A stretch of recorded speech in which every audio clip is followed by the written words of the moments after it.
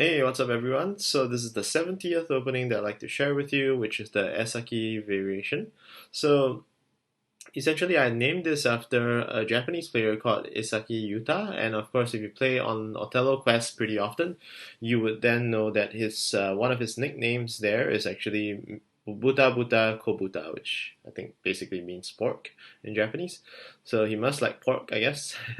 So anyway, Isaki Yuta is actually a top player, top few players in Japan, and he plays a very good game, a very clean cut game, and I think he's always in the top few positions in any major given Japanese tournament. I've seen him play some Blitz Opens as well. There is also like a finals that featured him and Mr. Akihiro Takahashi, who is the last world champion from 2019. So let's take a look at this sequence. So over here, it's a typical variation from Esaki Yuta who plays white diagonal against Buffalo openings. So let's take a quick look over here at this sequence, starting with F5. We go into the diagonal opening, jump into C3 and F4. So over here you have a few options for white. So over here it's about forming a block and going to F4. And typically this kind of narrows black's options because black wouldn't go for the X square, neither would black go for these variations over here, which is a huge negative position. Perhaps black may consider E7, but the typical response against this block kind of buffalo variation is for black to go C6. And of course, over here, instead of white going the typical D3, you kind of surprise him by playing E3. So this severely limits options for black. So typically a playable sequence would be to go G5 or D7, which is the book. But it's fairly counterintuitive when you consider the follow-up sequences. So even though you kind of not take the best move, you reduce that advantage over here. Instead of taking D3, you take E3.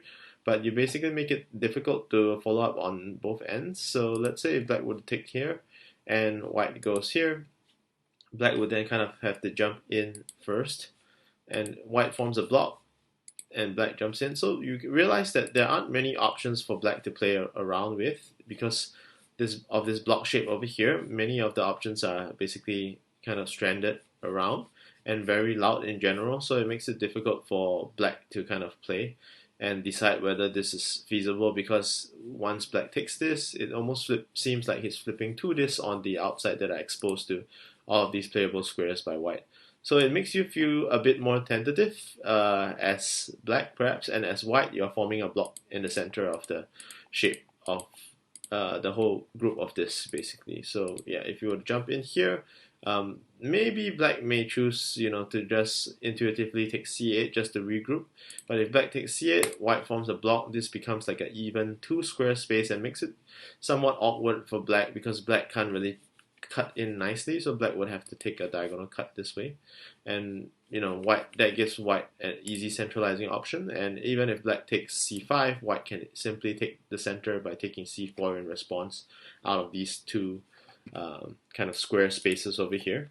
So if say black would take this, then of course simply white would take this. So you can see this line is very well guarded by white, this mini diagonal over here, and this shape entirely would give white the advantage. So of course if you knew the book sequence and you jumped in here, you can see it's still a lot easier for white to kind of decide whether to go into an edge play or for white to actually jump into the center. So I would say that if you're playing a diagonal opening against a buffalo variation, this could be a potential sequence that might be slightly easier than D3 to play and gives you somewhat of a higher tactical advantage. So I would recommend this opening for advanced players and above. So yeah, hopefully you enjoy this opening, and if you are considering to play the diagonal opening, please go ahead, and I wish you all the best with the opening, and I'll see you at the next episode. Goodbye.